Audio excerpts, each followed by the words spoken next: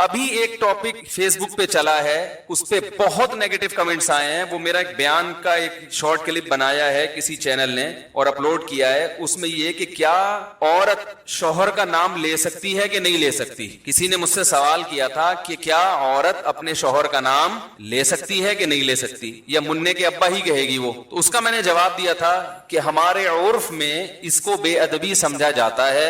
جس کے عرف میں بے ادبی سمجھا جاتا ہو وہاں پر عورت کو چاہیے کہ اپنے شوہر کا نام نہ لے. اب چونکہ آج کل ہر آدمی مفتی بنا ہوا ہے, اور میں نے جو اس پر اشکالات تھے نا اس کا بھی جواب دیا تھا, تو لوگوں نے نیگیٹو کمنٹس, کچھ لوگوں نے حدیثوں کے حوالے کہ صحابیہ تو اپنے شوہر کا نام لیتی تھی, اس مفتی کو حدیث کا بھی نہیں پتا, قرآن کا بھی نہیں پتا, اور اس مفتی نے ایسی بات کی ہے کہ قرآن و حدیث کا تو کوئی ریفرنس دیا ہی نہیں ہے. تو بہت زیادہ چونکہ نیگیٹو کمنٹس ہیں اور بہت ہی بدتمیزوں والا, یعنی انسان جب بات کرتا ہے نا تو پتہ چل جاتا ہے کہ اس کے آباء و اجداد کا تعلق کہاں سے ہوگا, خاندان کیسا ہے, جو ورڈنگ استعمال کرتے ہیں نا وہ. تو بہت زیادہ نیگیٹو کمنٹس ہیں. اس مسئلے کو میں دوبارہ بیان کر دوں. دیکھو ایک بات یاد رکھو, یہ اس میں بھی میں نے کہی ہے کلپ میں, سمجھ میں نہیں آئی لوگوں کے, تو میں ذرا ڈیٹیل میں بتاتا ہوں. لباس کا تعلق عرف سے ہوتا ہے کہ نہیں ہوتا. کچھ چیزیں ایسی ہیں جن کا تعلق براہ راست قرآن و حدیث سے نہیں ہے, بلکہ ان کا تعلق ہمارے کلچر سے ہے. مثال کے طور پر آپ سے اگر کوئی یہ کہتا ہے, کسی مفتی سے کوئی آ کے پوچھے کہ کیا میں قمیض اتار کے نماز پڑھ سکتا ہوں, تو مفتی اگر عقل مند ہوگا وہ کہے گا کہ قمیض اتار کر نماز نہ پڑھیں, یہ بے ادبی ہے. کہے گا کہ نہیں کہے گا؟ اب آپ کہیں کہ حدیث کا حوالہ, تو بھائی حدیث کا حوالہ اگر دے گا نا, حدیث اس کی اپوزٹ ہے. صحیح ہے, بخاری کی حدیث ہے, جابر بن عبداللہ رضی اللہ تعالیٰ عنہ بغیر قمیض کے نماز پڑھ رہے تھے. کسی نے پوچھا اس طرح نماز ہو جاتی ہے, آپ کیوں پڑھ رہے ہیں ایسے؟ فرمایا میں اس لیے ایسے پڑھ رہا ہوں تاکہ تیرے جیسا احمق مجھے دیکھ کر سوال کرے کہ ایسا کیوں کر رہا ہوں. صحیح ہے نا, تیرے جیسا احمق مجھ سے سوال کرے. پھر کہا کہ نبی صلی اللہ علیہ وسلم کے دور میں ہمیں 2 جوڑے میسر نہیں ہوتے تھے, تو ازار ہے تو قمیض نہیں, بسا اوقات ایسے ہی پڑھتے تھے. اب بخاری کی حدیث سے تو پتہ چل رہا ہے کہ قمیض اتار کے نماز پڑھنا کیا ہے. جابر بن عبداللہ باقاعدہ یہ عمل کر کے دکھا رہے ہیں کہ, اور تاکہ جو اعتراض کرے اس پہ حماقت کا بھی فتویٰ لگا رہے ہیں. اب آپ یہ حدیث کا حوالہ دے کے لوگوں کو قمیضیں اتروا دیں, یہ عقل مندی کا کام ہوگا؟ بولو نا بھائی, یہ پاگل ہونے کی علامت ہوگی. یہ اس کی علامت ہے آپ نے بخاری طوطے کی طرح رٹی ہوئی ہے, آپ کے اندر سینس نہیں ہے, نہ آپ نے فقہ پڑھا نہ اصول فقہ پڑھا جو قرآن و حدیث کو سمجھنے کے لیے وضع کیا گیا ہے. بھائی اس زمانے میں جب چونکہ صحابہ کو جوڑے میسر نہیں تھے تو قمیض اتار کے نماز پڑھنا بے ادبی نہیں سمجھا جاتا تھا, وہ تو کلچر کا حصہ تھا. غریب لوگ تھے. اصحاب صفہ میں ہم دیکھتے ہیں کہ حدیث میں آتا ہے کہ ایک دوسرے کی طرح پشت کر کے بیٹھے ہوئے تھے, کیونکہ لباس سطر ڈھانپنے کے لیے اتنا تھوڑا تھا کہ وہ ایک دوسرے کی طرف رخ کر کے بیٹھنا ان کے لیے مشکل تھا, اتنی غربت تھی. آج کون ایسا غریب ہوگا جو بیچارہ قمیض نہ پہن سکے؟ اور ایک معاشرے میں پورا پراپر ڈریس پہننا یہ ہمارے معاشرے کا کلچر بن چکا ہے. اس کو بے ادبی سمجھا جاتا ہے. کسی تقریب میں آپ بغیر قمیض کے نہیں جا سکتے, تو آپ اللہ کے سامنے بغیر قمیض کے کیسے کھڑے ہوگے بھائی؟ اگر صحابی بغیر قمیض کے نماز پڑھ رہے ہیں تو ایک بڑی اچھی تقریب میں بھی وہ بغیر کرتے کے چلے جاتے تھے. وہ صحیح بخاری کی حدیث ہے, نبی صلی اللہ علیہ وسلم کے پاس ایک صحابی نے عرض کیا, یا رسول اللہ میرا اس خاتون سے نکاح کرا دیں. فرمایا مہر فرمائی یہ لنگوٹا جو میں نے باندھا ہوا ہے. پتا چلا اس نے لنگوٹا پہن کے نبی کی مجلس میں بیٹھے ہوئے تھے, بخاری کی حدیث ہے, اور اسی حالت میں نبی نے آپ کا نکاح پڑھایا. تو پتا چلا دولہا کا لباس کیا تھا؟ بولو بھائی, لنگوٹا. اب اگر کوئی مجھ سے پوچھے کہ مفتی صاحب کیا دولہا صرف لنگوٹا پہن کے شادی ہال میں جا سکتا ہے, تو میں کیا کہوں گا؟ جا سکتا ہے کیا؟ میں بولوں گا پاگل ہے, بے دینوں کا دینداروں کا مذاق اڑوائے گا. وہ جائز نہیں ہے اس کے لیے لنگوٹا پہن کے جانا, اس کے لیے پراپر ڈریس پہنے. آپ کہہ سکتے ہیں وہ صحابی تو غریب تھے. بھائی اگر کوئی بہت غریب بھی ہے تو بھی اس زمانے میں ہم اس کو لنگوٹا پہن کے شادی ہال میں جانے کی اجازت نہیں دیں گے, کیونکہ ہمارے عرف میں اس کا تصور نہیں ہے. نہیں یاری بات سمجھ, طوطے کی طرح بخاری مسلم جاہل لوگوں نے رٹ لی ہے, اور علماء کوئی کسی عالم کو نہیں چھوڑا انہوں نے. ابھی میں ایک کلپ سن رہا تھا حضرت مولانا منظور مینگل صاحب کا, بڑا اچھا انہوں نے ایک مدلل بیان کیا. اس پہ لوگوں کے نیگیٹو کمنٹس. ہر آدمی کیا بنا ہوا ہے؟ جاہل ہوگا, مگر اعتراض ایسے کرتا ہے جیسے اس سے بڑا اس کائنات میں کوئی عالم پیدا ہوا ہی نہیں ہے. اب یہ سمجھو کہ جیسے لباس کا تعلق کس سے ہے؟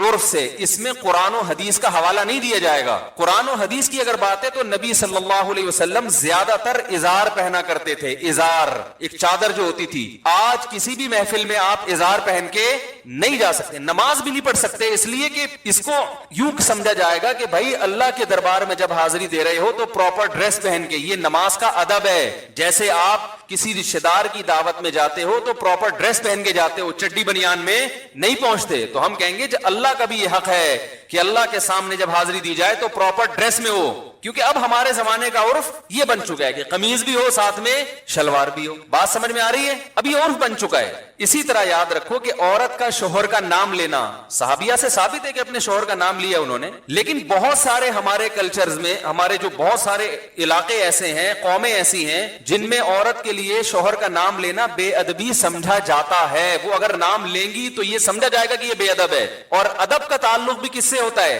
عرف سے. اگر یقین نہیں آتا تو آپ یہ دیکھو, ہم یہ کہتے ہیں کہ نبی صلی اللہ علیہ وسلم نے فرمایا. کیا کہتے ہیں؟ فرمایا. کسی صحابی نے فرمانے کا لفظ آپ کے لیے استعمال نہیں کیا. قال کا لفظ, قال کا معنی کہا.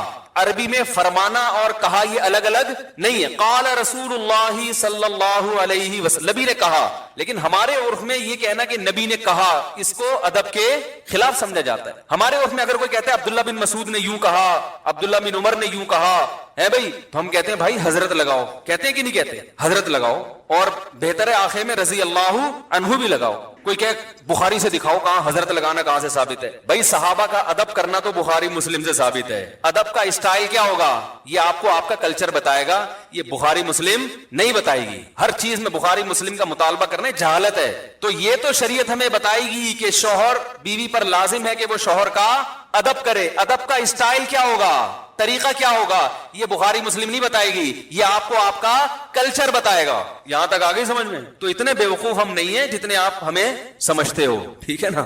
ہم نے بھی پڑھی ہے بخاری مسلم الحمدللہ. اور میرے جو استاد تھے نا شیخ الحدیث, جن سے میں نے 8 سال جن سے اصلاحی تعلق قائم کیا, دن رات ان کی صحبت میں ہم دوزانوں بیٹھ کر صبح و شام ان سے سیکھتے رہے ہیں. انہوں نے 20 سال دارالعلوم کورنگی میں بخاری پڑھائی ہے. نہیں یاری بات, پڑھی نہیں ہے بلکہ پڑھائی ہے. تو کلچر کا تعلق کس سے ہوتا ہے؟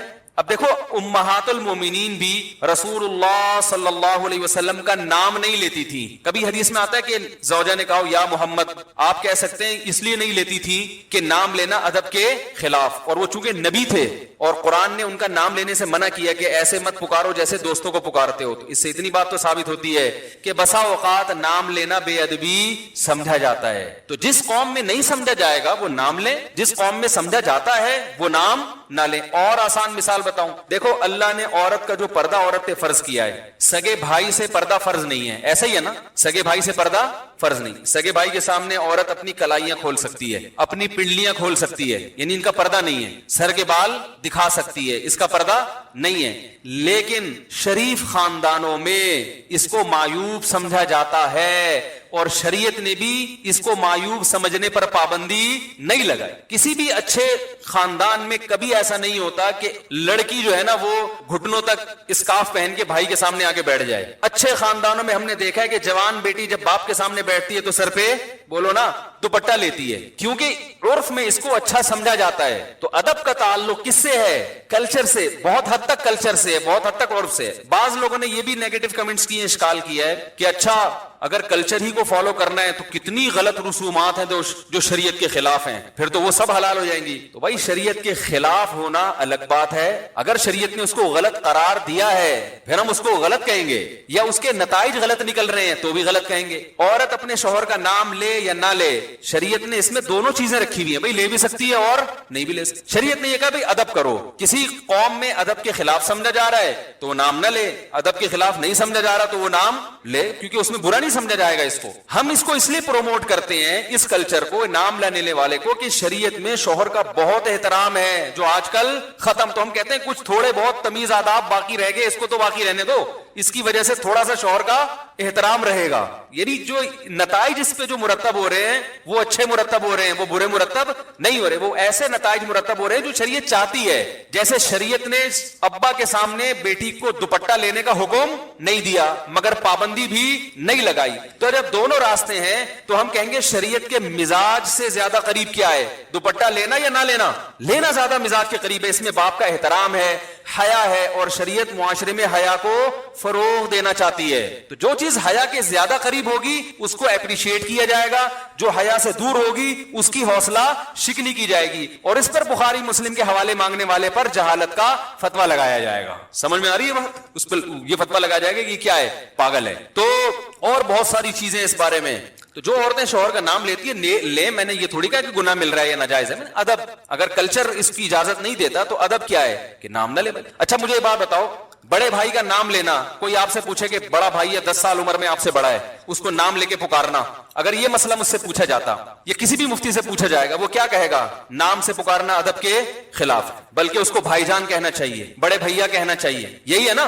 अब आपको हदीस में तो आता है कि फला साहबी ने अपने बड़े भाई का नाम लिया है। भाई अरबी में बड़े भाई के लिए कोई भाईजान जैसा लकब या इससे मिलता जुलता कोई लकब हमारे इल्म में नहीं है, वो तो नाम लेते थे। अब आप कहो कि इस मुफ्ती ने ये कहा है कि बड़े भाई का नाम न लो, और इस पर कोई कुरान और हदीस की हवाला इसने पेश नहीं किया। ये सब अंधे मुकल्लिद हैं, ये सिर्फ अपनी दुकानें चमकाने के लिए बैठे हुए हैं, इनको कुरान और हदीस बिल्कुल भी नहीं आता।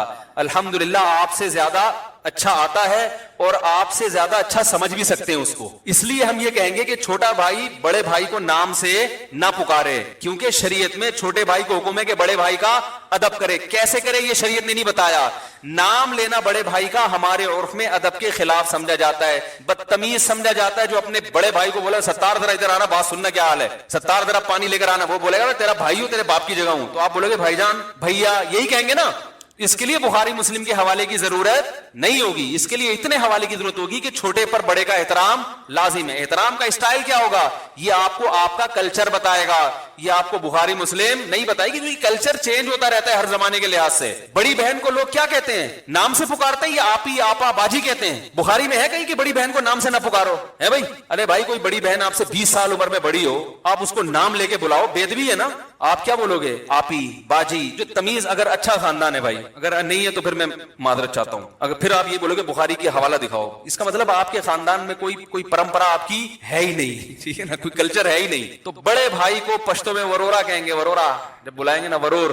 और उर्दू में तो और बड़े अदब तमीज हैं। उर्दू में तो पहले तो बहुत ही होता था, अब तो शार्ट होता जा रहा है। उर्दू में तो छोटी बेटी को दुख्तर, बेटी को दुख्तर कहेंगे ना, वो शादी कार्ड छपे हुए होते हैं देखें। अब तो नूर चश्मी के अलावा कोई लफ्ज समझ में ही नहीं आता, उसमें लिखा होता है हमारी नूर चश्मी दुख्तरे की शादी फरजंदे अंजुमन से करार होना करार पाई है। ठीक है, आदमी का तो पता नहीं क्या हो रहा है। तो उर्दू में तो और हुआ करता था। ये हर जबान का कल्चर है, हर जबान का एक अपना कल्चर होता है। देखो उर्दू में किसी बड़े को तुम से बात करोगे बेअदबी है, इंग्लिश में यू कहोगे बेअदबी नहीं है। तो हर जबान का अपना कल्चर है, उसके हिसाब से बात होती है। तो एक और बात थी, हाँ, रहा ये मसला कि अगर कल्चर ही को फॉलो करना है तो कल्चर तो बहुत जगहों पे गलत रहनुमाई करता है, ऐसे तो बहुत सारी चीजें हैं। तो भाई अगर कल्चर शरीयत के खिलाफ जा रहा है, शरीयत ने वाज़े तौर पर कहा है कि ये गलत है, फिर तो कल्चर को फॉलो नहीं कर सकते। बाज दफा कल्चर शरीयत के खिलाफ नहीं होता, लेकिन उस कल्चर पे जो नतीजा मुरतब होता है वो शरीयत के खिलाफ होता है। मिसाल के तौर पर बारात का खाना, अब बेटी की शादी पे जो खाना खिलाया जाता है ये शरीयत के खिलाफ नहीं है बराह रास्त। नबी ने कहीं मना नहीं किया कि बेटी की शादी करो तो खाना ना खिलाओ, लेकिन कहीं तरगीब भी नहीं दी है, बल्कि वलीमा किया है, तो जो लड़के वाले करते हैं। तो हम बारात को इसलिए नहीं मना करते कि ये बिदत है, बिदत तो वो चीज होती है जिसको दीन समझ के किया जाए, इसलिए भी मना नहीं करते कि शरीयत ने मना किया। भाई शरीयत इस बारे में खामोश है। हम कहते हैं कि ऐसी रस्म है जिसके बारे में शरीयत खामोश। तो शरीयत किसी चीज के बारे में अगर खामोश हो और वो आपका कल्चर हो, आप उसको फॉलो करें, कोई पाबंदी नहीं है, लेकिन उसको फॉलो करने में नताइज अगर बुरे निकल रहे हैं तो फिर उसको फॉलो ना करें। क्योंकि बारात के खाने की जो नताइज हैं वो क्या हैं, बुरे हैं। बेटी की शादी मुश्किल हो गई है और शरीयत शादी को क्या बनाती है, आसान। उसको आसान रखा है शरीयत ने, इसलिए हम उससे क्या करेंगे, मना करेंगे। तो ये तुम्हारे जिम्मे है, बता रहा हूं मैं तो बयान करके भूल जाता हूं, पता नहीं कोई ऐसा क्लिप आता ही नहीं मार्केट में, फिर वो उल्टी उल्टी चीजें लोगों के सामने आना शुरू हो जाती है। तो इसलिए अदब यही है कि खवातीन अपने शोहर का नाम ना लें, ले लें तो भी गवर्नमेंट की तरफ से कोई पाबंदी नहीं है, ना ले तो अच्छा है, अच्छा लगेगा, अच्छा कल्चर प्रोमोट होगा कि भाई शोहर, इनके यहाँ शोहरों से तमीज से बात की जाती है, ठीक है ना। कितना अच्छा सा बोल के कितना अच्छा महसूस हो रहा है। अगर कोई ये हो कि यानी कोई ये सुन भी ले कि इनके यहाँ बीवी अपने शोहर से तमीज से बात करती है, अजीब सा महसूस हो रहा है कि नहीं हो रहा, क़यामत की निशानी लग रही है आजकल जिस स्टाइल में। फिर बाज ने ये भी इसरार किया कि शोहर भी तो बीवी का नाम ले सकता है। तो ये ऐसे ही है जैसे बड़ा भाई जब छोटे भाई का नाम ले सकता है तो छोटा बड़े का नाम है। भाई छोटे पर लाजिम है कि वो बड़े का एहतराम करे, तो शोहर पर लाजिम नहीं है कि वो बीवी का एहतराम करे, बीवी पर लाजिम है कि वो शोहर का एहतराम। हाँ आप ये कह सकते हैं अच्छा फिर क्या जलील करे उसको, तो जलील भी ना करे, इज्जत दे, लेकिन उस दर्जे की इज्जत जितनी शोहर की होती है। तो इस्लाम में औरत की उससे एक दर्जा कम इज्जत है। बीवी को भी इज्जत देनी चाहिए, उसका भी एहतराम करना चाहिए, लेकिन कुरान के मुताबिक औरत का दर्जा शोहर से एक दर्जा کم ہے. اس میں کیا حکمتیں ہیں یہ اللہ بہتر جانتا ہے, لیکن اللہ نے بنا دیا یہ سسٹم. یہ نہیں کہ آپ توہین کرنا شروع کر دیں. میں بار بار بیان میں کہتا ہوں, ہم نے اپنے بزرگوں کو, اپنے علماء کو دیکھا ہے کہ اپنے گھر کی زوجہ کا بہت احترام سے نام لیا کرتے تھے, کوئی حاکمانہ لب و لہجہ اختیار نہیں کرتے, اور یہ اسلام نہیں سکھایا ہے. کئی دفعہ میں نے بیان میں بتایا, ہمارے شیخ مفتی رشید احمد صاحب رحمہ اللہ تعالی جب گھر والوں سے کہتے تھے نا اپنی زوجہ سے کھانا لگا دو, تو یہ نہیں کہتے تھے کھانا لگا دو, کھانا لگوا دو. حالانکہ لگانا انہوں نے ہی ہے, لیکن کہتے تھے ایسا لب و لہجہ جیسے جس سے یہ جھلکے کہ یہ نوکرانی ہے. یہ لب و لہجہ شریعت میں پسندیدہ نہیں ہے, کیونکہ وہ بیوی آپ کے پیرالل ہے, وہ آپ کی نوکرانی نہیں ہے. اس سے بوٹ پالش کروانا یہ برا کام ہے, بہت سخت. ہم نے اپنے اکابر کو دیکھا اس کے خلاف تھے. تو انہوں نے جتنا احترام کیا ہے نا اپنی زوجات کا, وہ عام پبلک تصور بھی نہیں کر سکتی. لیکن جب وہ کر رہے ہیں تو عورت پر لازم ہے کہ اس کو 2 سے ضرب دے کر اس سے زیادہ احترام کس کا کرے؟ شوہر کا کرے. مگر عورت اس سے ڈبل احترام کرے شوہر کا. یہ اسلام کی تعلیمات ہیں. زوجہ سے جو ہم بستری ہے وہ صرف اسی راستے میں جائز ہے جس سے اولاد ہوتی ہے, کیونکہ عورت کو اللہ نے بنایا ہے نسل بڑھانے کے لیے. تو کوئی بھی ایسا ہم بستری کا طریقہ اختیار کرنا جو نسل بڑھانے کا ذریعہ نہ ہو, یعنی وہ نیچرل نہ ہو, تو وہ حرام ہے. اس میں اللہ نے یہ حکم دے دیا. تو اس سے صاف یعنی حدیث سے بھی پتہ چلتا ہے, اور تمام فقہاء کا اجماع بھی ہے اس آیت کی روشنی میں کہ مسئلہ تھوڑا حیا کے خلاف ہے, لیکن میرا خیال ہے بتانا ضروری ہے کہ پچھلے راستے سے عورت سے ہم بستری کرنا بالکل حرام ہے, ناجائز ہے. اور نبی صلی اللہ علیہ وسلم کی اس پہ بہت شدید لعنت ہے, بہت شدید وعید ہے.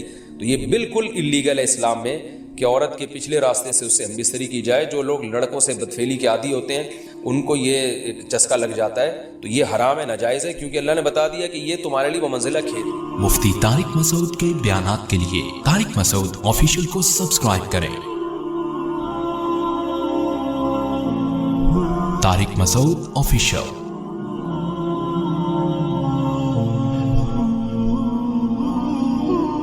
اللہ نے ارشاد فرمایا نساؤکم حرث لکم, تمہاری عورتیں تمہارے لیے بمنزلہ کھیت کے ہیں. حرث عربی میں کھیت کو کہتے ہیں, تو بمنزلہ کھیت کے ہیں. جیسے بیج ڈالا جاتا ہے کھیت میں اور اس سے پیداوار بڑھتی ہے, تو عورت کی جو ایک حیثیت ہے, نیچر نے جو اس کی ایک حیثیت متعین کی ہے, وہ بھی ایک نسل بڑھانے کا ذریعہ ہے, جس میں مرد کا جو اسپم ہے وہ بطور بیج کے ہے, اور جو اولاد ہے وہ ایک پیداوار کی. تو اللہ نے یہ یاد رکھیں, اس آیت کو نا بہت سارے غیر مسلموں نے عورت کے خلاف بہت نیگیٹیوٹی پھیلائی ہے کہ دیکھو اسلام عورت کی توہین کرتا ہے, اس کو کھیتی سے تعبیر کرتا ہے. تو کچھ لفظ کسی اور زبان میں جب وہ جاتے ہیں نا تو وہ توہین کا معنی دیتے ہیں. عربی میں جو حرث کا معنی ہے یہ تعظیم کے لیے ہے, توہین کے لیے نہیں ہے. اردو میں جو کھیتی کا معنی ہے وہ توہین کے لیے استعمال ہوتا ہے. کھیتی یعنی جو پاؤں میں روندی ڈالنے والی, اور زمین جو ہے نا پاؤں میں گویا روندی, اس کو روندا جا رہا ہے. تو اس لیے اس کا اردو میں بالکل اسی طرح جو لوگ ترجمہ کر دیتے ہیں کہ عورتیں تمہاری کھیتیاں ہیں, تو یہ ترجمہ میرا خیال ہے اس لیے درست نہیں ہے کہ اردو میں اس کا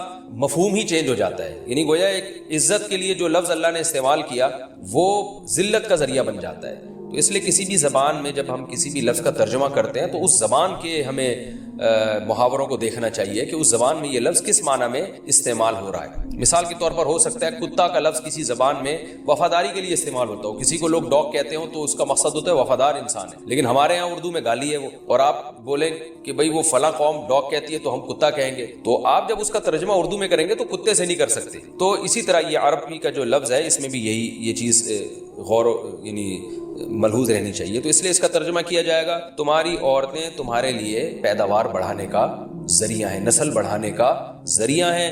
فاتو حرثکم, تم اپنے اس نسل بڑھانے کے ذریعے کے پاس آؤ, انا شئتم, جیسے چاہو, وقدموا لانفسکم, اور اپنے نفسوں کے لیے آگے بھیجو, یعنی اولاد کی نیت سے آیا کرو زوجہ کے پاس, اور آخرت کے لیے انتظام کرو, یعنی اولاد پیدا کر کے جو تاکہ دنیا اور آخرت میں تمہارے لیے, فیوچر میں تمہارے لیے کام آئے. دنیا بھی داخل ہے, آخرت بھی داخل ہے. تو یہ آیت کا بھی ایک شان نزول ہے کہ صحابہ کرام تو چونکہ جو خواتین تھیں مکہ میں صدیوں سے وہ لوگ آباد تھے, ان کے سفر خاص طور پہ عورتوں کے سفر بہت ہی کم ہوا کرتے تھے.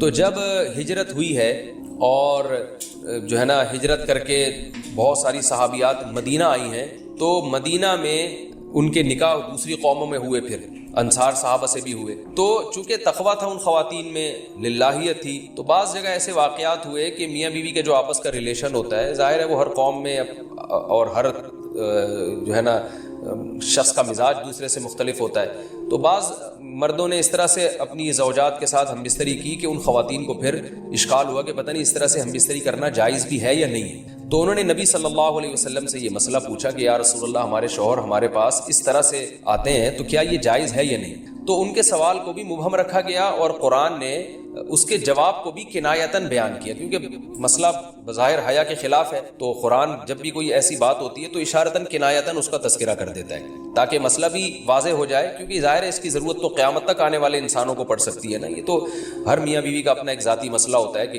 ہمیں کس طرح سے پرمیشن ہے، کس طرح سے پرمیشن نہیں ہے. تو اللہ تعالیٰ نے بھی اشارتاً ہی اس حکم کو قرآن میں بیان کر دیا. قرآن میں اس لیے بیان کیا کہ تاکہ اس میں کوئی اجتہادی اختلاف کی گنجائش نہ رہے. تو اللہ نے قرآن مجید میں بیان کیا، فرمایا نساؤکم حرث لکم، تمہاری جو ازواج ہیں، تمہاری جو بیویاں ہیں، وہ تمہارے لیے بمنزلہ کھیت ہیں.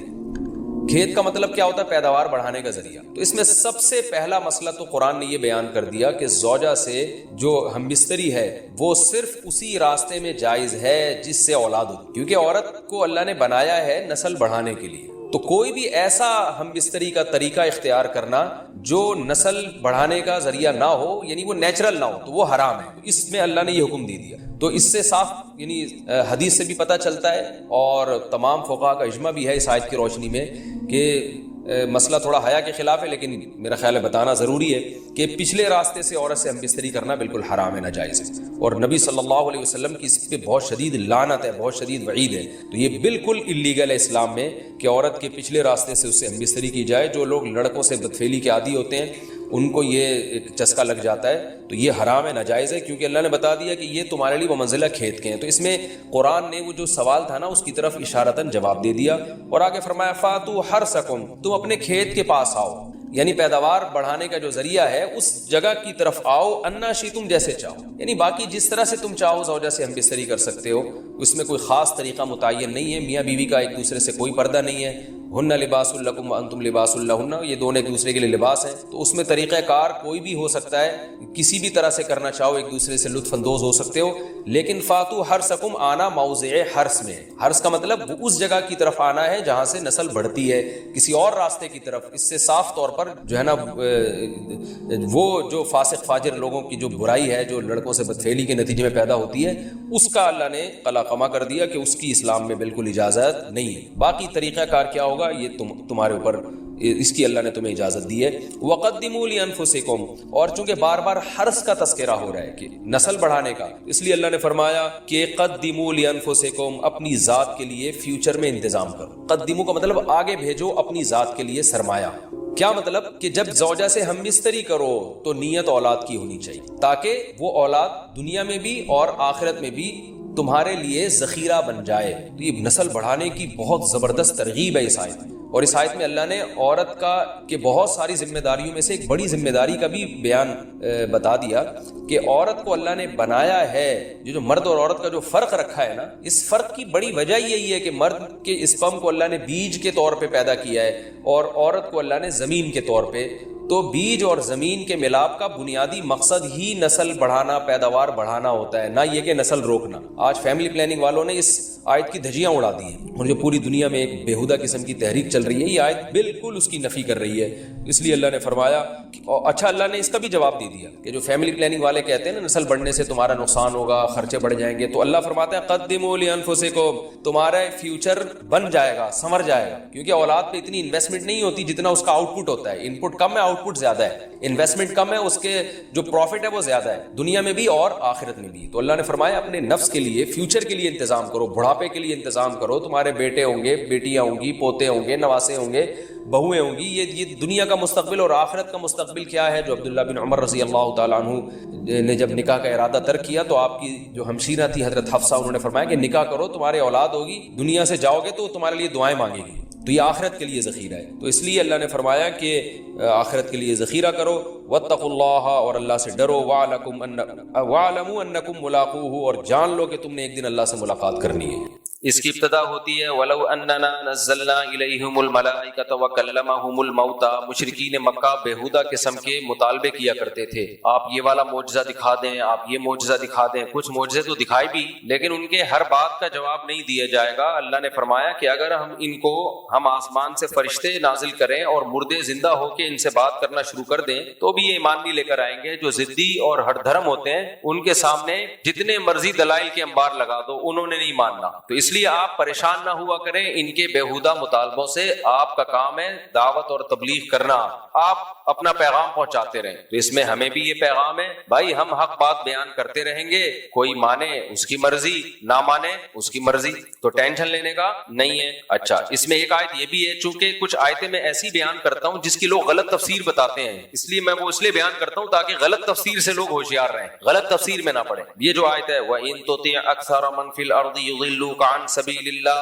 اے نبی آپ اگر زمین میں اکثریت کی اتباع کریں گے تو یہ آپ کو اللہ کے راستے سے گمراہ کر دیں گے۔ آج کل اس کا ایک غلط مطلب بیان کیا جا رہا ہے، کوئی نیا فرقہ امت میں اٹھتا ہے، کوئی نئی بات لے کر آتا ہے مارکیٹ میں جو اس سے پہلے کبھی کسی نے سنی نہیں ہوتی۔ جب علماء رد کرتے ہیں کہ بھائی پوری امت ایک طرف جا رہی ہے، تم 1.5 اینٹ کی الگ مسجد کیوں بنا رہے ہو، تو وہ دلیل میں آیت پیش کرتے ہیں کہ تم اگر اکثریت کو فالو کرو گے تو گمراہ ہو جاؤ گے۔ دیکھو قرآن کہہ رہے ہیں اکثریت کو فالو مت کرنا، اور بھائی یہ مطلب آیت کا نہیں ہے۔ یہ نبی صلی اللہ علیہ وسلم کے دور میں نازل ہوئی جب اکثریت کافروں کی تھی، دنیا شرک اور کفر سے بھری ہوئی تھی۔ اس میں اکثریت سے مسلمانوں کی اکثریت مراد نہیں ہے، کیونکہ مسلمانوں کی اکثریت کو تو فالو کرنے کا حکم دیا گیا ہے۔ مسلمانوں میں اکثریت گمراہی پہ جمع نہیں ہو سکتی۔ جب کوئی ایمان والے ہیں، قرآن و سنت کو حجت مانتے ہیں، تو ان میں اکثریت کا کسی بات پہ جمع ہونا یہ اس کے برحق ہونے کی ایک بہت بڑی علامت ہے۔ حدیث میں آتا ہے من شذ عن جماعت المسلمین شذ فی النار،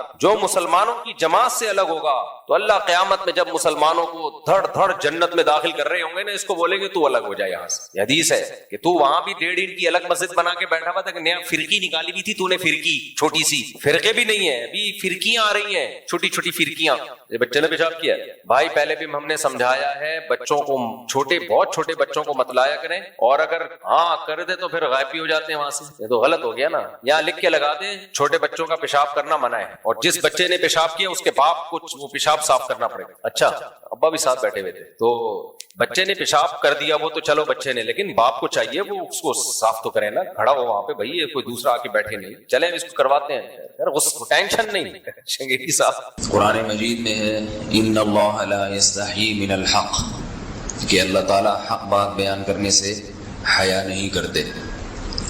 حدیث میں بھی بعض ایسے مسائل کو اللہ کے رسول نے بیان کیا ہے صلی اللہ علیہ وسلم نے جو بظاہر حیا کے خلاف ہیں، مگر اس لیے بیان کیا کہ اگر آپ صلی اللہ علیہ وسلم بیان نہ کرتے تو لوگ ان بے شرمی کے کاموں میں مبتلا ہو جاتے۔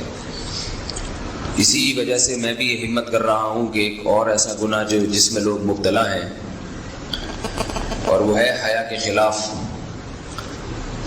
مگر ہے بہرحال شریعت کا مسئلہ اور لوگ اس میں گناہ میں مبتلا بھی ہیں، اس لیے بتانا ضروری ہے۔ وہ یہ ہے کہ لوگ شادی کے بعد بھی، آج کی نوجوان نسل زوجہ سے، بیوی سے غیر فطری طریقے سے ہم بستری کرتے ہیں، انٹرنیٹ پہ بیہودہ فلمیں دیکھتے ہیں، تو جو چیز انگریزوں کی دیکھ رہے ہیں کہ ان کے کلچر آہستہ آہستہ میڈیا کے ذریعے ہمارے معاشرے میں بھی آ رہا ہے۔ اللہ کے رسول صلی اللہ علیہ وسلم نے لعنت فرمائی ہے، ایک روایت میں ہے کہ اللہ اس کی طرف دیکھے گا نہیں کہ جو اپنی زوجہ سے پچھلے راستے سے ہم بستری کرے گا۔ یہ بیماری بھی، یہ گندگی بھی لوگوں میں پھیلتی جا رہی ہے، خاص طور پہ جن کو لڑکوں سے بدفعلی کی عادت پڑ جائے تو وہ زوجہ سے فطری راستے سے ہم بستری نہیں کرتے۔ اللہ نے فرمایا کہ نساؤکم حرث لکم، یہ تمہاری زوجات ہیں، بیویاں ہیں، یہ نسل بڑھانے کے لیے ہیں، تو اسی راستے میں انسان اپنی خواہش کو پوری کر سکتا ہے جس راستے سے نسل بڑھتی ہے، اس کے علاوہ کسی اور راستے سے اپنی خواہش کو پورا کرنا یہ حرام ہے، گناہ کبیرہ ہے، گندگی ہے۔ ہمارے پاس کیسز آتے ہیں، ایک پاک دامن لڑکی کی شادی ہوتی ہے، لڑکا بھی بظاہر بڑا نیک، لیکن کیا ہے، لڑکا چونکہ ٹھرکی ہوتا ہے، شہوت کا درندہ ہوتا ہے، تو وہ یہ نہیں دیکھتا کہ میں اپنی بری خواہش مٹانے کے لیے میں اپنی زوجہ کو غیر فطری طریقے پر مجبور کیسے کر سکتا ہوں۔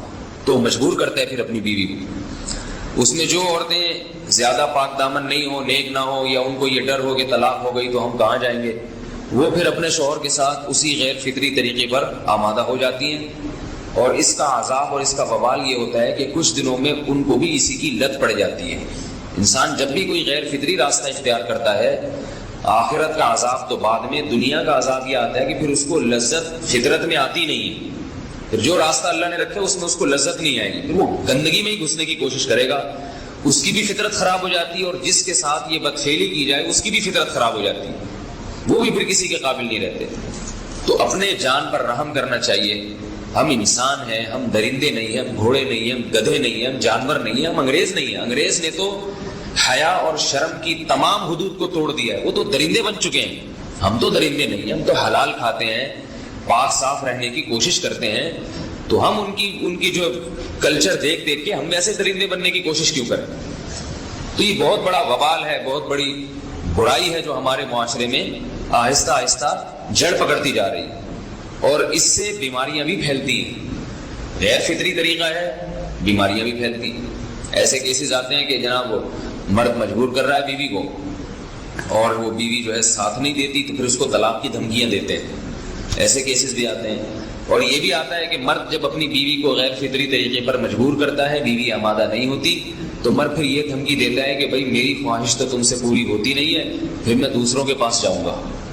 تو یاد رکھیں، جس عورت کا شوہر یہ دھمکی دے اس کو کہ میں زنا کروں گا اگر تم نے میری خواہش پوری نہیں کی غیر فطری طریقے سے، تو عورت اپنے شوہر سے کہہ دے کہ جاؤ تم کہیں اور جا کے منہ کالا کرو، تمہاری فطرت میں گندگی ہے تو یہ مجھے گندا بنانے کی کوشش نہ کرو. اس کو زنا کرنے دیں، وہ اللہ آخرت میں اس سے بھگتے گا. ہر بیماری کا اللہ نے علاج رکھا ہے. اللہ کے رسول صلی اللہ علیہ وسلم نے فرمایا، صحیح بخاری کی حدیث، ما انزل اللہ من داء الا انزل له دواء. کوئی بیماری ایسی نہیں ہے جو اللہ نے نازل کی ہو اور اس کے لیے دوا نہ رکھی ہو دنیا میں.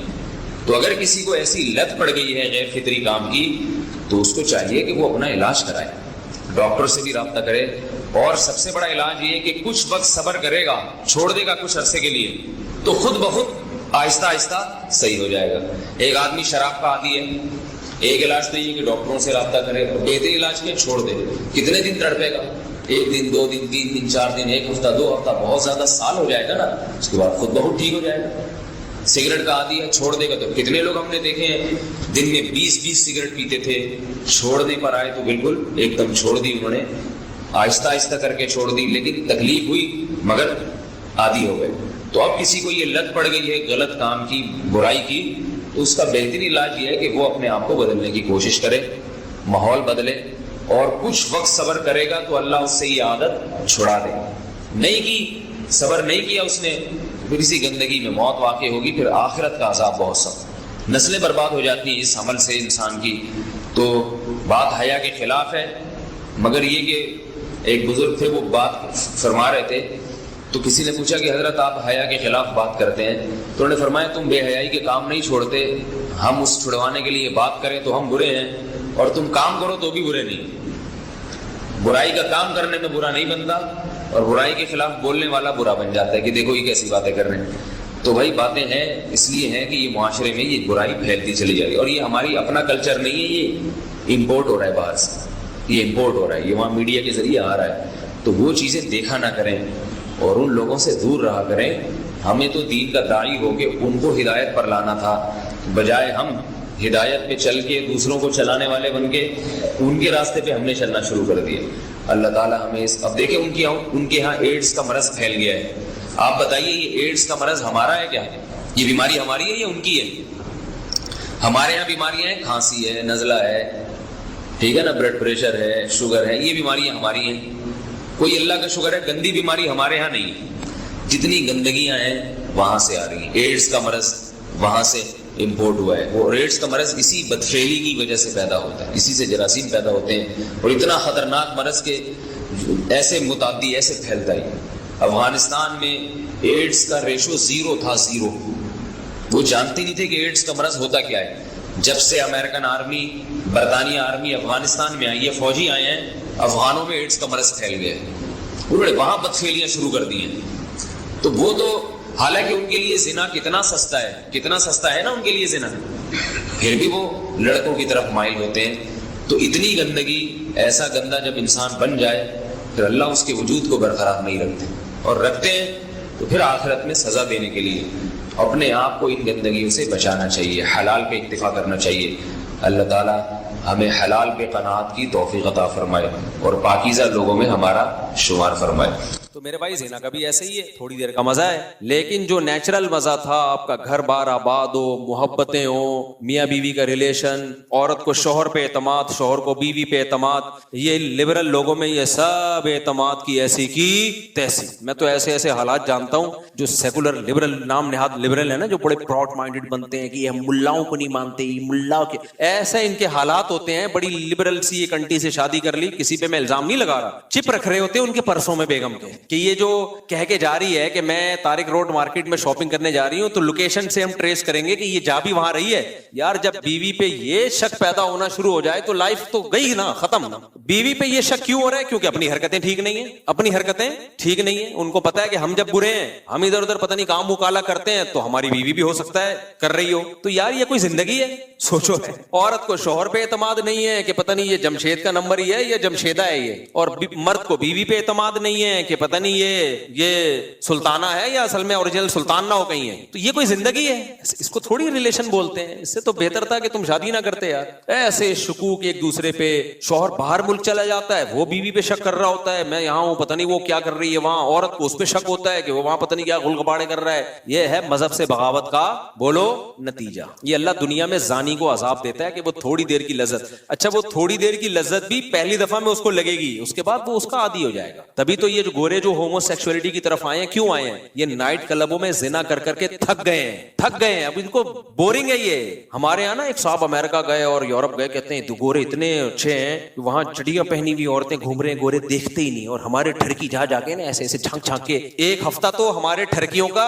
لڑکیاں دیکھنے میں گزرتا ہے, اس کے بعد جاب تلاش کرتے ہیں وہ. میں نے کہا یہ اس سوسائٹی کا کوئی پازیٹو پہلو نہیں ہے, یہ نامرد ہونے کی علامت ہے. اگرچہ یہ ٹھرک ٹھیک نہیں ہے, میں ایسے نہیں کہہ رہا آپ مردانگی دکھائیں وہاں جا کے, یہ اس کی علامت ہے. اللہ نے ان سے لذت ہی چھین لی ہے, کیونکہ یہ زنا کر کے نا اب یوز ٹو ہو گئے. ان کے لیے جمشید میں اور جمشیدہ میں کوئی فرق رہا نہیں ہے, محمود اور محمودہ ان کے لیے برابر ہو گئی ہے. سمجھتے ہو کہ نہیں سمجھتے؟ یہی عذاب نہیں ہے کیا کہ ایک لذت جو ایک اللہ نے مرد کے دل میں عورت کی طرف لذت رکھی, وہ لذت ہی چھین لی اللہ نے. ہمارے لوگوں سے نہیں چھینی ہے تو یہ ٹھرکی بنے ہوئے ہوتے ہیں وہاں جا کے. ہاں اللہ نے یہ بولا ہے کہ یہ کام مت کرو بھائی, نظر کی حفاظت کرو, اور ایک حلال طریقے سے جو نکاح کا طریقہ اللہ نے رکھا ہے. تو زانی جو زنا کرنے والا ہے اس کو آخرت میں تو بہت سخت سزا ہے, وہ تو جہنم کی آگ ہے. حضرت جبریل کو نبی نے دیکھا نا معراج میں, تو نبی صلی اللہ علیہ وسلم نے دیکھا کہ کچھ لوگ ننگے مرد اور ننگی برہنہ عورتوں کو آگ میں جلایا جا رہا ہے, اور وہ آگ کے شعلوں کے ساتھ اوپر آتے ہیں. تو آپ نے جبریل سے پوچھا یہ کون ہے؟ جبریل نے فرمایا یہ آپ کی امت کے زنا کرنے والے مرد اور زنا کرنے والی عورتیں ہیں. انہی مرد اور عورتوں کو ایک ساتھ اللہ نے ڈالا ہے, جلو اس عذاب کو دیکھو. اللہ ہم سب کو اس عذاب سے محفوظ رکھے. تو زنا ہلکا عذاب نہیں, آخرت کا عذاب بھی بہت سخت ہے, لیکن دنیا میں زانی کو کیا سزا ملتی ہے؟ اس کی جو خاندانی جو گھر کی لائف ہے اس کی ایسی کی تیسی. پھر جب بچوں کو پتا چلتا ہے ہمارا باپ ایسا, بچوں کے دل میں بھی باپ کی کوئی عزت نہیں رہتی. وہ باپ کو بھی جمشید سمجھتے ہیں, ڈیڈی پاپا واپا سب ختم, ابا ابو بزرگی سب ختم. اس لیے میں تبھی تو آپ لوگ کو 4 شادیوں پہ سیٹ کر رہا ہوں. زنا کی طرف مت جاؤ بھائی, خاندان بڑھاؤ, اولاد ملے گی حلال اولاد. انگریزوں کے اولاد بھی حلال نہیں ہے, وہ بھی زنا کی پیداوار ہے. تبھی ان میں اتنے سیپریشن کے واقعات ہیں. میں نے گورے کا انٹرویو لیا کسی یورپ میں, میں نے کہا آپ کے فادر کیا کر رہے ہیں؟ انہوں نے کہا فادر پتہ نہیں کدھر ہے. اپنے پھر فادر کو گالیاں دینے لگا. وہ میں کہا یار اسٹائل ہے بھائی. تو کیونکہ وہ فادر جو تھا نا, وہ اس کی ماں کو چھوڑ کر کہیں اور منہ کالا کرنا شروع کر دیا تھا اس نے, پھر اس کو چھوڑ کے کہیں اور منہ کالا کرنا شروع کر دیا. تو اولاد کو ایسے فادر سے محبت ہوگی کہاں ہوگی ماں. تو خیر, تو اس لیے اللہ نے کیا فرمایا کہ جو ایمان والے لوگ ہیں الا علی ازواجہم او ما ملکت ایمانہم, باندیاں کا نظام ختم ہو گیا. اب صرف کیا ہے بھائی؟ الا علی ازواجہم, ایمان والا اپنی زوجہ کے علاوہ کہیں اور نہیں جاتا. اچھا دیکھو, اللہ یہ بھی کہہ سکتے تھے کہ ایمان والے لوگ اپنی زوجہ کے پاس جاتے ہیں, یہ اسٹائل بھی ہو سکتا تھا نا, لیکن اللہ نے یہ انداز نہیں اختیار کیا, بلکہ اللہ نے کہا کہ یہ لوگ اپنی شہوت کو کہیں بھی پورا نہیں کرتے سوائے بیوی کے. یہ انداز کیوں اللہ نے رکھا؟ رکھا تاکہ فحش فلمیں دیکھنے والے بھی سمجھ جائیں کہ یہ بھی کیا ہے, بولو حرام ہے, اور ہینڈ پریکٹس کرنے والے بھی سمجھ جائیں کہ یہ عمل بھی کیا ہے, حرام, یہ ناجائز ہے, جائز عمل نہیں ہے. جو لڑکوں سے بدفعلی کرتے ہیں وہ بھی سمجھ جائیں کہ یہ عمل بھی کیا ہے, بولو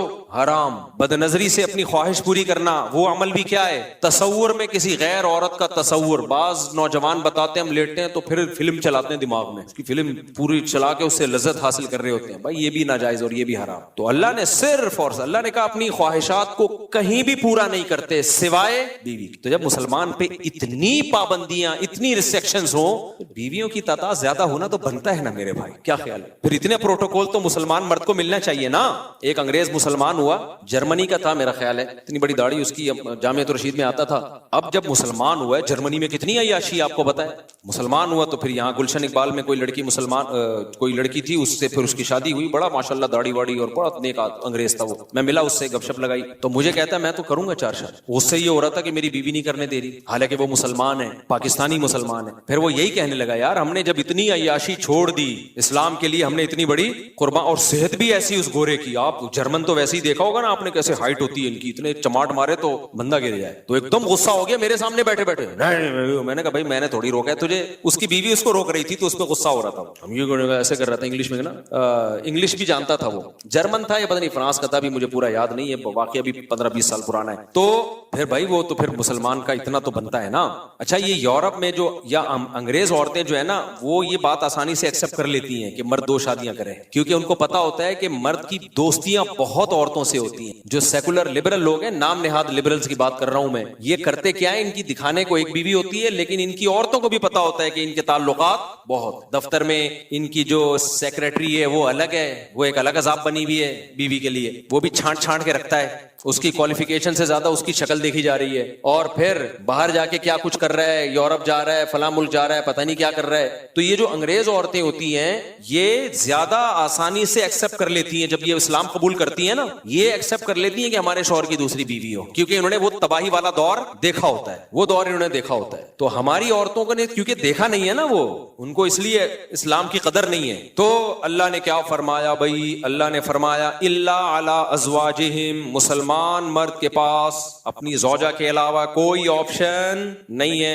اچھا یہاں پھر ڈاکٹر لوگ ٹانگ اڑاتے ہیں, ڈاکٹر کہتے ہیں ایکچولی یہ جو ہینڈ پریکٹس وغیرہ ہے اس سے ایکچولی صحت کو نقصان نہیں ہوتا, اور یہ تو وغیرہ وغیرہ جو ڈاکٹر فضول باتیں کر رہے ہوتے ہیں. دیکھو ایک چیز خوب اچھی طرح سمجھ لو, ہر چیز میڈیکل سائنس سے ثابت نہیں ہو سکتی. میڈیکل سائنس کیا کرتی ہے کہ وہ کہتے ہیں بھائی جب آپ سیٹسفائی ہوتے ہو ادھر ہو یا ادھر ہو, تو جو وہاں آپ کی باڈی میں چینجنگ آتی ہے وہی یہاں بھی آتی ہے. یعنی وہ تو اس کو بالکل ایک سمپل اس پر لے کے جا رہے ہوتے ہیں, لیکن حقیقت یہ ہے اس سے میڈیکلی بھی آپ کو نقصان ہوتا ہے, کیونکہ مینٹلی آپ ڈسٹرب ہوتے ہو. اللہ نے جو کام, نیچر کبھی غلطی کرتی ہے, مجھے ایک بات بتاؤ, فطرت کبھی 2 نمبری کرتی ہے؟ تو اللہ نے مرد کو عورت کے لیے, عورت کو مرد کے لیے پیدا کیا ہے. اگر یہ خواہش آپ کی ہاتھ کے ذریعے یا کسی اور طریقے سے پوری ہوگی تو یہ ہو نہیں سکتا کہ آپ ذہنی طور پر آپ ڈسٹرب نہ ہو, یہ ہو نہیں سکتا, یہ ناممکن ہے. اللہ نے ہمارے لیے دودھ کو پیدا کیا ہے یا چرس کو پیدا کیا ہے؟ دودھ کو پیدا کیا. دودھ پیتے رہو, مینٹلی کوئی دماغ میں کوئی خرابی آئے گی آپ کے؟ بھائی کیونکہ نیچرل ہے نا,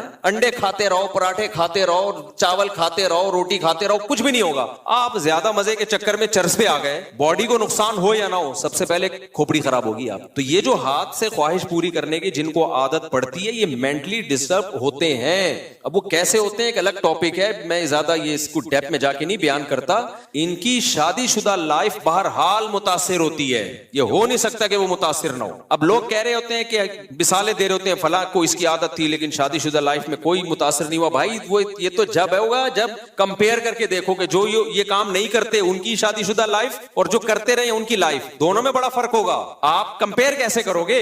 تو جب انسان مینٹلی کسی اور جگہ اپنے آپ کو سیٹ کر لیتا ہے تو اس کو اس سیٹنگ سے نکلنے میں ٹائم لگتا ہے بہت زیادہ. میرے پاس کتنے نوجوان آئے ہیں جن کو عادت ہو گئی تھی, بہت زیادہ عادت ہو گئی تو وہ اتنے ڈسٹرب ہوئے, وہ کہہ رہے ہیں ہم اسی کام میں سیٹسفائی زیادہ ہوتے ہیں. یہ خود ایک آپ کے یہ اس کی علامت ہے کہ آپ کی جو دماغی صحت ہے وہ بری طرح متاثر متاثر हुई है इससे। इसलिए वक्ती तौर पर अगर बॉडी को कोई नुकसान हो भी रहा हो ना, जैसे डॉक्टर कहते हैं कि आप अपनी ख्वाहिशात पे जो कंट्रोल कर रहे हो और उसको पूरा नहीं कर रहे, तो आपका जिस्म भी मुतासिर होगा, भूख नहीं लगेगी, तो ये वक्ती नुकसान है। ये शादी के बाद ये सारे साइड इफेक्ट खत्म हो जाएंगे, लेकिन अगर गलत तरीके पे सेट हो गए ना तो वक्ती तौर पे यकीनन कुछ फायदे हासिल हो सकते हैं, लेकिन दायमी तौर पे उसके नुकसानात होंगे। और सबसे बड़ी बात ये, यार एक चीज में अगर फायदा हो भी सेहत को बिलफर्ज, लेकिन जब हमारे लिए वो अल्लाह ने हराम करार दे दिया तो बस मुसलमान के लिए ये नुकसान काफी है, ये नुकसान काफी है मुसलमान के लिए। सहाबा ने शराब के बारे में नबी से पूछा था, मुशरिकीन मक्का कहा करते थे कि शराब में तो बहुत सारे फायदे भी हैं, इस्लाम ने शराब को हराम करार दे दिया,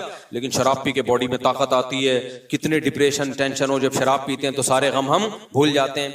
तो अल्लाह ने कोई ज्यादा लंबा चौड़ा जवाब नहीं दिया कुरान में। अल्लाह ने फरमाया इस्मुहुमा अकबरु मिन नफ़इहिमा, इनमें जो गुनाह है वो इनके फायदों से ज्यादा है। और दूसरी बात एक जहन में ये भी रखो कि मेडिकल साइंस का टॉपिक अखलाकियात नहीं है। मिसाल के तौर पर आप किसी डॉक्टर से पूछो कि डॉक्टर साहब जिना करने में सेहत को कोई नुकसान है, तो डॉक्टर कहेगा नहीं भाई, बीवी के पास जाना और जिना करना दोनों में एक जैसी एनर्जी यूज होती है, तो कोई नुकसान नहीं है। ये डॉक्टर ये बात क्यों करेगा? इसलिए कि अखलाकियात डॉक्टर का टॉपिक नहीं है। लेकिन मजहब आपको बताएगा जिना करने में नुकसान क्या है, जहन्नम की आग है। अगर 4 गवाहों से साबित हो गया तो 100 कोड़े हैं, और अगर शादीशुदा होना साबित हो गया तो जमीन में गाड़ के पत्थरों से मार के हलाक किया जाएगा इसको। इतना बड़ा जुर्म है ये। तो हर चीज डॉक्टरों से पूछने की नहीं होती, क्योंकि ये आजकल ना लोग डॉक्टर से पूछ रहे होते, डॉक्टर साहब मुझे ये आदत पड़ गई है, तो डॉक्टर कहते हैं वो पता नहीं खुद क्या कर रहा होता है, बहरहाल वो कहते हैं कि करते रहो। तो और लड़कों को डॉक्टरों ने इसमें बिगाड़ दिया, खराब कर दिया। हमारे लिए भाई अल्लाह का कानून बहुत है। हाँ ये जरूर है कि जिन लड़कों को इसकी आदत पड़ जाए ना तो ये आदत जल्दी छूटती नहीं है, तो जिनको आदत नहीं पड़ी है वो अपने आप को इस अजाब से बचाएं। और मैं गारंटी से कहता हूं कि जब उनका की शादी होगी, निकाह होगा उनका, वो ज्यादा अच्छी लाइफ गुजारेंगे।